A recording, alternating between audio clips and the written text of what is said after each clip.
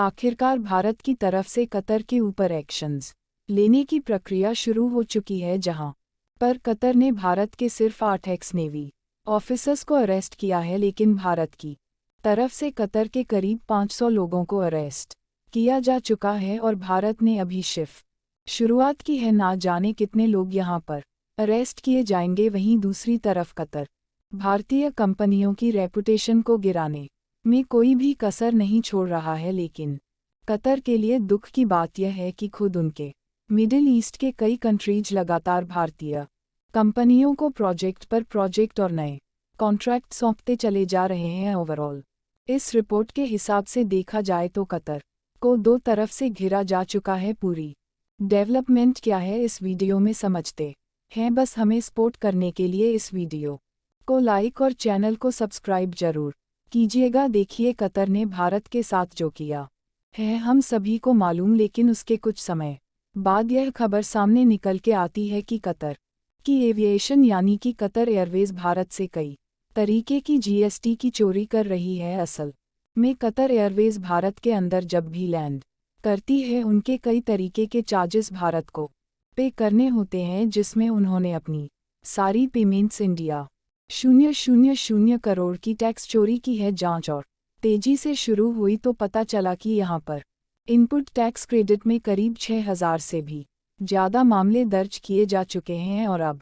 तक 500 लोग अरेस्ट भी किए जा चुके हैं। और कतर अभी तक इस चीज़ों को हल्के में ले रहा था, क्योंकि अभी ये कोई बड़ा कतर के हिसाब से इंसिडेंट नहीं था, लेकिन अब इसके अंदर ईडी यानी कि इन्फोर्समेंट डायरेक्टरेट इवॉल्व हो चुकी है, यानी कि अब कतर की भारत के अंदर आने वाली सभी पुरानी फाइलें खोली जाएंगी और एक एक व्यक्ति को पकड़ के सजा दी जाएगी जो भारत से जीएसटी टैक्स चोरी के मामले में इन्वॉल्व है। वहीं दूसरे गिराव की बात की जाए तो रिसेंटली कतर की तरफ से भारतीय दिग्गज manufacturing and construction company L&T के ऊपर कई तरीके के एलिगेशंस कतर ने भारतीय कंपनी एल&टी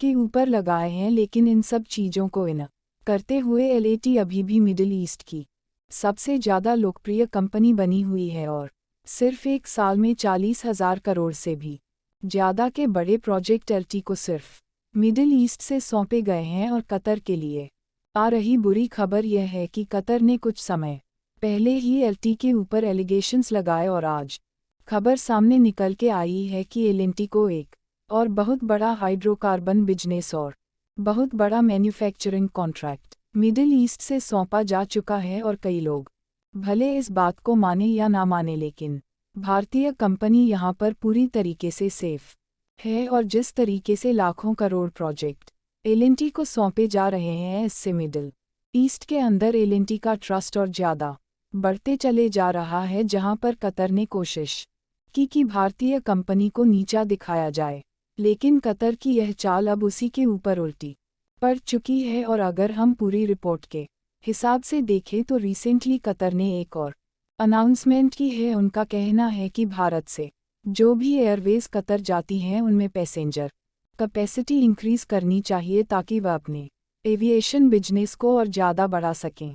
लेकिन भारत इसमें से कोई भी ऐसा एक्शन नहीं लेने वाला है जिससे कतर एयरवेज या फिर कतर को बड़े फायदे पहुंचाए जा सके। और कतर ने भारत के नेवी ऑफिसर्स को डेथ पेनल्टी दे करके जो गलती करी है, अगर सही समय पर कतर ने इसे नहीं सुधारा तो जिस तरीके से यूए और सऊदी अरब जैसे देशों ने कतर को बायकॉट किया, हो सकता है भारत भी ऐसा कदम कतर के खिलाफ आगे चल के उठा सकता है। हालांकि अभी इसके ऊपर एक्शंस लेना मुश्किल होगा, क्योंकि हमारी काफ़ी बड़ी गैस सप्लाई कतर के ऊपर डिपेंडेंट है। लेकिन भारत लगातार इलेक्ट्रिक व्हीकल्स, हाइड्रोजन, एथेनॉल और मल्टीपल बायोफ्यूल्स के ऊपर रिसर्च कर रहा है, जिससे हम अभी नहीं लेकिन कुछ समय बाद अपनी निर्भरता यहाँ से ख़त्म कर सकते हैं। लेकिन अच्छी बात ये है कि भारतीय कंपनियां अपनी क्वालिटी और ट्रस्ट के चलते आज मिडिल ईस्ट की लोकप्रिय कंपनी बन चुकी है। और कतर जैसा देश कई बार एलिगेशंस लगाने की कोशिश करेंगे, लेकिन भारतीय कंपनियों का यहाँ पर कुछ भी नहीं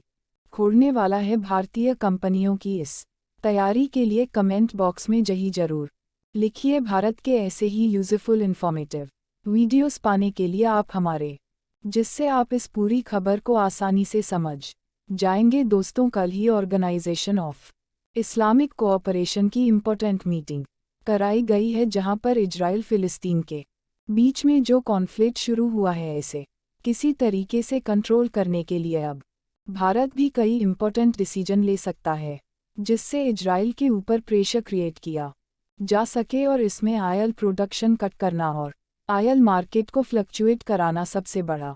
फैस माना जा रहा है। और सही मायने में देखा जाए तो इन देशों के पास इन चीज़ों को कंट्रोल करने के लिए और कोई भी रास्ता नहीं है। और बात रही भारत के इस समय सबसे बड़े आयल पार्टनर यानी कि रशिया की, तो रशिया का झुकाव भी काफ़ी हद तक फिलिस्तीन की तरफ था, जबकि इजराइल का सपोर्ट यूनाइटेड स्टेट कर रहा था। यूनाइटेड स्टेट और रशिया के बीच में किस तरीके का टकराव है यह आप सभी अच्छे तरीके से जानते हैं, लेकिन कॉन्फ्लिक्ट किसी भी देश के बीच हो उसका नुकसान भारत को हो सकता है, क्योंकि हमारी इकोनॉमी का काफ़ी बड़ा हिस्सा आयल पर ही डिपेंडेंट है। दोस्तों, जहां इसकी मेन खबर यह है कि भारत की दिग्गज कंपनी ओएनजीसी अपने प्रोजेक्ट को रीस्टार्ट कर रही है, जो कि करीब $5 बिलियन का है। और यह एक डीप वाटर प्रोजेक्ट है जहां पर ओएनजीसी कृष्णा गोदावरी बेसिन यानी कि बे ऑफ बंगाल के अंदर अपने इस आयल प्रोजेक्ट शुरू करने जा रही है, जहां पर ओएनजीसी की रिपोर्ट के मुताबिक इस एरिया के अंदर 3 से 4 तेल कुएं हैं और यहीं पर ओएनजीसी अपने इस प्रोजेक्ट को रीस्टार्ट कर रही है। साथ ही यहां से करीब 8,000 से 9,000 बैरल प्रतिदिन कच्चे तेल का प्रोडक्शन किया जाएगा। लेकिन जिस एरिया में ओएनजीसी अपने काम को शुरू कर रही है, इससे पहले वाटर एरिया जहां पर बहुत ज़्यादा रिस्क लेकर के कंपनीज काम करती हैं, और इसीलिए ओएनजीसी का कहना है कि हम वह गलतियां नहीं दोहराने वाले हैं जो कि रिलायंस वन के साथ में पार्टनरशिप कर रखी है, जिनके पास आयल को प्रोड्यूस करने का काफ़ी ज़्यादा एक्सपीरियंस है। साथ ही ओएनजीसी ने एक और कंपनी के साथ में पार्टनरशिप कर ली है, जो कि बड़े लेवल पर फ्लोटिंग प्रोडक्शन टेक्नोलॉजी का इस्तेमाल करते हुए आयल का प्रोडक्शन करती है, क्योंकि यहाँ पर काफ़ी ज़्यादा डीप वाटर में आयल पर काम करना होगा। और यह कंपनी स्टोरेज और ऑफ रोडिंग इन सभी चीज़ों को मैनेज करने का काम करती है। इम्पॉर्टेंट चीज़ यह है कि जो भी निकलने वाला कच्चा तेल होगा उसे सबसे पहले Mangalore refinery and petrochemicals limited को भेजा जाएगा। वहां पर इस कच्चे तेल का परीक्षण किया जाएगा, इसकी क्वालिटी चेक की जाएगी और साथ में ग्रेड क्या है और इसको किस कीमत पर मार्केट के अंदर लाया जाए, यह सारी चीज़ें